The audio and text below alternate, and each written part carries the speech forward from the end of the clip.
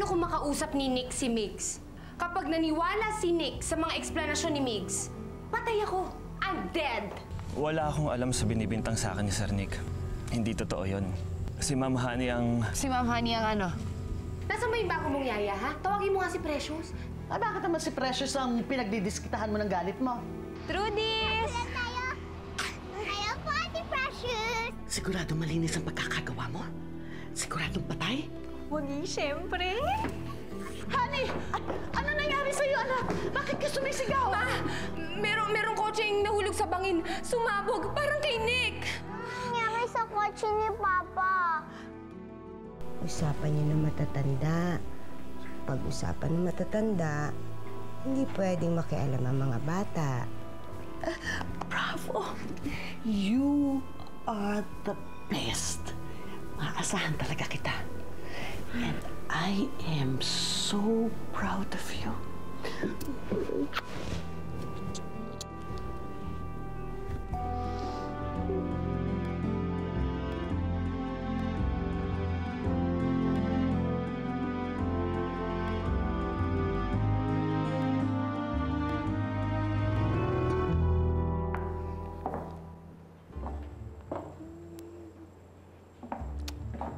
Pato. Ma, ano nangyayari sa'yo? Ba't tumatawa-tawa ka dyan? Tingnan mo nga namang problema na ako. Hindi ko makontak si Nick. Huwag kang nag-iinarte dyan, ha? Tayong dalawa lang nga nandito. Eh, hindi naman sa ganun, pero parang kinakabahan ako eh. Paano kung si Nick yung namatay?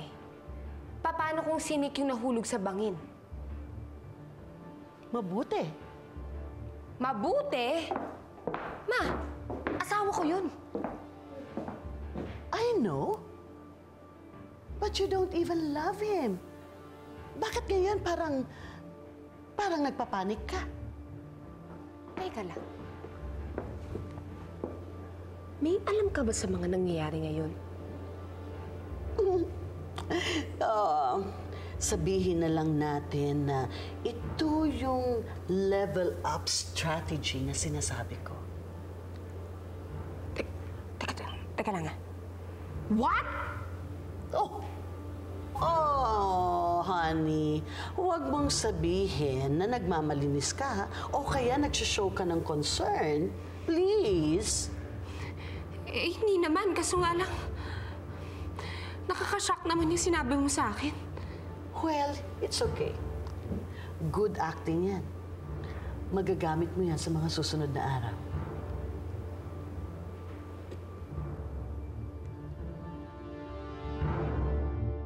Natukoy na ang identity ng taong namatay sa pagkakahulog ng isang kotse sa bangin. Kinilalang isang Nick Ferrer ang natagpuang sunog sa sumabog na kotseng kanyang pag-aari.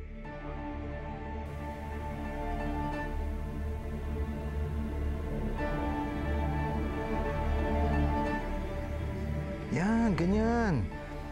Huwag kang pipikit sa ano. Ganun, taas. O yun. Konting tapang na lang. Ha? Carlin! Dandan, pakilahangos ka. Ang sabi sa balita, si Nick daw, patay sa aksidente. Ano? Si Nick? Si Trudis, alam na ba niya? Diyos ko. Flying for the really wiki ball. As before, hindi nga. At the speed. Trudis. Huwag ka sana mabibigla, Tayo na ang papa mo. Di totoo yan. Totoo! Akala ba nagbibiro pa ako? Di totoo yan. Totoo! Di totoo yan. Buhay pa si Papa Nick. Di totoo yan, Yaya Lev.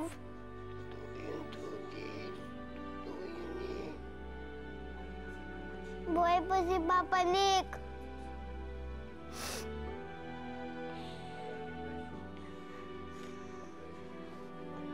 Si Peter, hindi totoo yan.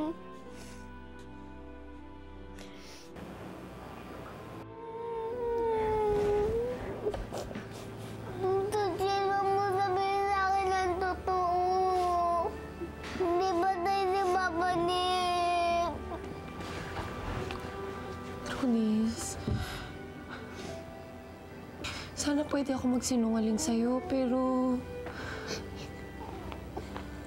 wala na talaga siya eh. Hindi mo na babalik.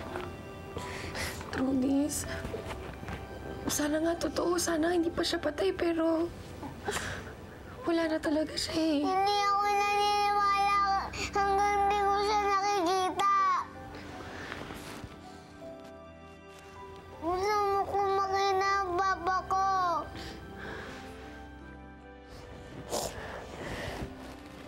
Sana nga, Trudis. Sana nga tama ang sinasabi mo, pero... kailangan nating tanggapin ang katotohanan. Wala na. Wala na ang papa mo. Hindi patay ang papa ko. Magpipray po ako na ibalik po dito si Papa Nick.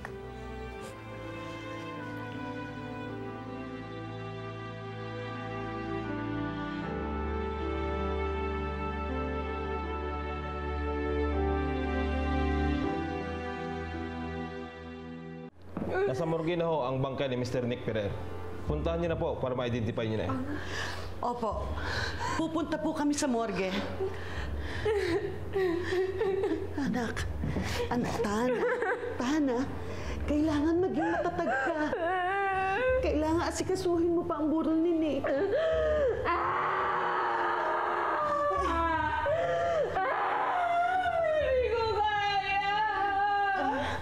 Anak, masyado malaki ang acting mo. Bawasan mo ng konti, ha? Ganun ba? Meron ho bang kamag-anak si Nick na kailangan nating ma-inform? Yes, meron. Kailangan matawagan ang mami niya sa Australia. I'm sure matadevastate si Mama Hershey kapag nalaman niya yung nangyari. Tatawagan ko na siya. Tatawagan ko. Ako naman. I wanna talk to my mother-in-law about it. Sige na.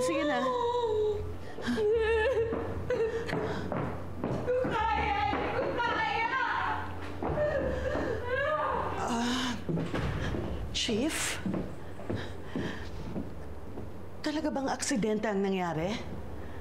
Base po sa preliminary investigation, aksidente nga po ang nangyari.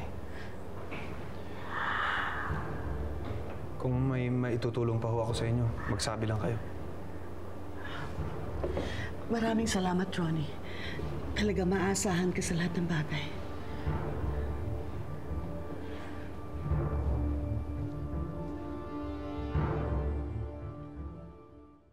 Tita Che, gusto ko makita ang papa ko.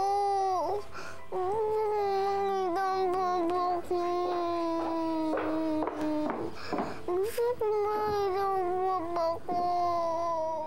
Trudis, hindi pa pwede. Hindi pa pwede, ha? Hindi pwede, Trudis. Ako na lang muna pupunta sa morgue, ha? Ayoko na, Mama. Trudis, hindi pwede. Hindi nga pwede, Trudis. Hindi pwede bata doon.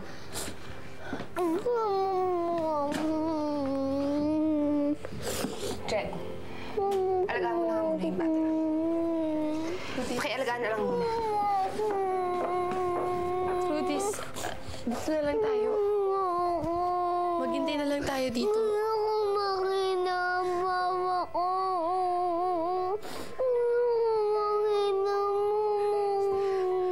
Trudis, antayin na lang natin.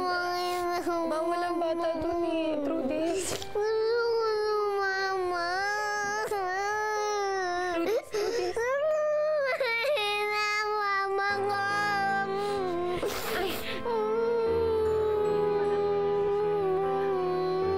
Nandito naman kami. Trudis, nandito kami.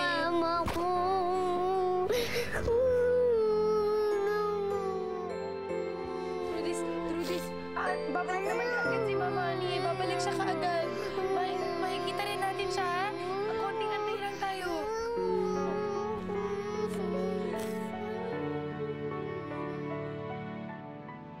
Pasensya na, Mix. Hindi kita pwedeng papasukin. Gusto ko lang makausap si Trudis. Medyo magulo ngayon dito. Mukhang patay na si Sir Nick. Nakikiusap ako sa'yo. Gusto ko lang makausap yung pamilya ni Sir Nick. Kahit si Trudis man lang. Gusto ko lang malaman kung okay lang talaga siya. Pasensya na talaga. Ako matatanggal sa trabaho pag pinapasok kita. Sana maunawaan mo ako. Trabaho lang.